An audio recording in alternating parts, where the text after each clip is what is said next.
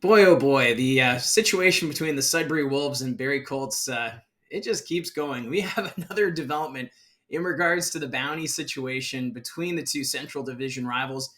Just to send it back, last week, the Ontario Hockey League announced that Nathan Villeneuve was handed a 15-game suspension for violating the league's social media policy, while Evan Konyen handed a 10-game suspension for his role in the situation. And no surprise, really, the Sudbury Wolves appealing the suspension because those are two key players for this team that's fighting for first place in the Central Division. So they wanted to appeal. And the ruling was that the Ontario Hockey League says that, yes, Villeneuve and Konyen, in fact, violated the league's social media policy, but they have adjusted the suspension. So this is how it breaks down.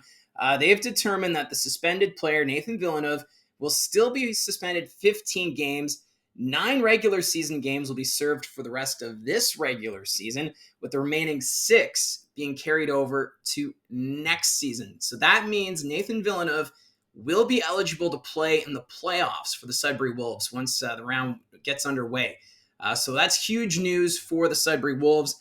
And it was also announced that Evan Konyen's suspension has been reduced from 10 games to 6. So before this appeal, Konyen would have missed game 1 of the playoffs, but with them reducing the suspension, that means Konyen will be back before the season's even over, which is, I'm sure if you're a Sudbury Wolves fan, you're excited about. I'm sure you're still not happy about the length of the suspensions, but it is probably a silver lining if you're a Sudbury Wolves fan that you're going to be getting these two players back in time for the postseason. But if you're a Barrie Colts fan, I'm sure you're left scratching your head because it was a pretty serious allegation that came out that a bounty was put on the head of Keyshawn Aitchison, the defenseman of the Barrie Colts, from a hit he delivered on Nathan Villeneuve at the Saddleland Arena back in January. That hit was deemed clean, and then Collins took an instigator penalty to fight Keyshawn Aitchison, and you would figure that that should have been it, but Villeneuve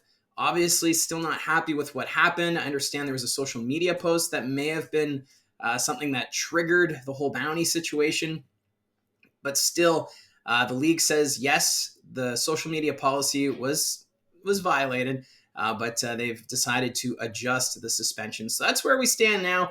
They do say at the end of the statement that in accordance with the OHL Constitution and enforcement process, this decision is final and conclusive with no further right of appeal or review. So this should be it. We shouldn't hear anything else in regards to the bounty situation. Although, if these two teams end up meeting in the first round of the playoffs, and for the Barrie Colts knowing that Nathan Villeneuve will be back for the postseason, what kind of drama does that add? Like, the storylines almost write themselves that these two teams end up meeting together. So I'm sure that there's still a lot of people who are upset with the length of the suspensions, and now you're going to have some who are upset with the adjustments. But either way, the league was put into a very unique spot because this is the first time we've ever had an investigation about a bounty or a violation of a social media policy in this nature. So this is all new for the league, and they're just trying to set the standard for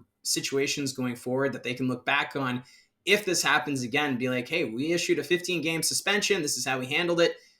Now, I'm almost wondering for me, because the league took so long to make this decision and it kind of dragged into the playoffs for Villeneuve. I'm almost wondering if that was taken into consideration.